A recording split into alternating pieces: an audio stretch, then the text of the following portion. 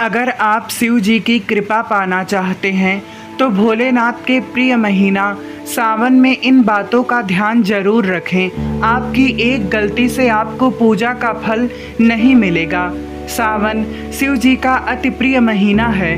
इस माह में भगवान शिव प्रसन्न मुद्रा में रहते हैं। इस माह भगवान शिव और माता पार्वती की विधि विधान से पूजा करने से जीवन के सभी कष्ट दूर होते हैं और मनोवांछित फल की प्राप्ति होती है। भगवान शिव के इस महीने में भक्ति का माहौल रहता है और चारों तरफ सकारात्मक ऊर्जा मौजूद रहती है। वास्तु शास्त्र में सावन माह के लिए कुछ विशेष उपाय बताए गए हैं। वास्तु के इन उपायों को करने से शिव भक्ति का फल 2 गुना हो जाता है और सौभाग्य भी बढ़ता है। इसके साथ ही वास्तु में भगवान शिव की पूजा के लिए कुछ बातों का विशेष ध्यान रखने को भी कहा गया है। इस दिशा में रखें शिवलिंग। सावन माह में घर के ईशान कोण में शिवलिंग स्थापित करें। यह दिशा सबसे शुभ मानी जाती है क्योंकि यह देवी देवताओं की दिशा है। इस दिशा में भगवान शिव की पूजा करने से घर में सुख समृद्धि का वास होता है और सकारात्मक ऊर्जा बनी रहती है। इसके साथ ही इस बात का हमेशा ध्यान रखें कि सावन में हर दिन घर को पूरी तरह से साफ सुथरा रखें और सावन में घर को गंदा रखने से परिवार के सदस्यों की तरक्की रुक जाती है। इसलिए सावन के महीने में हर दिन घर को अच्छी तरह से साफ करें।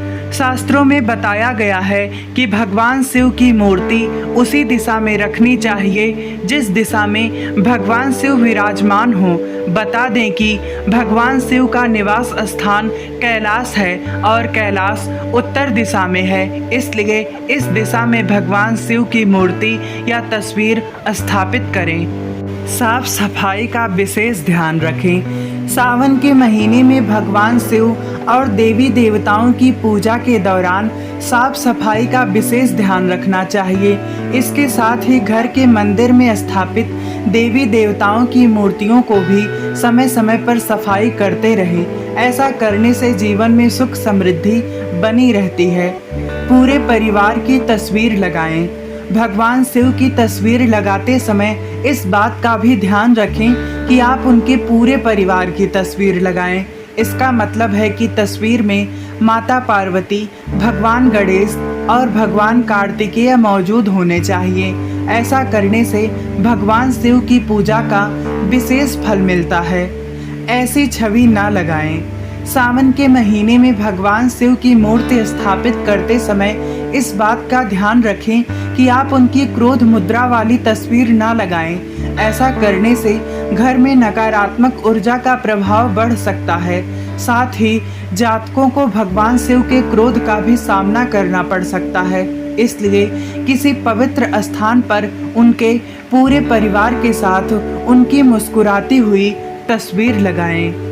तो मित्रों, यहाँ हमने जाना सावन मास के दौरान किए जाने वाले कुछ विशेष कार्य जिससे शिव जी की कृपा सदैव बनी रहती है। इसी तरीके के और कंटेंट को पाने के लिए आप जुड़िए हमारे चैनल जीने की कला के साथ। इतने समय तक हमारे साथ बने रहने के लिए आप सभी लोगों का बहुत बहुत धन्यवाद।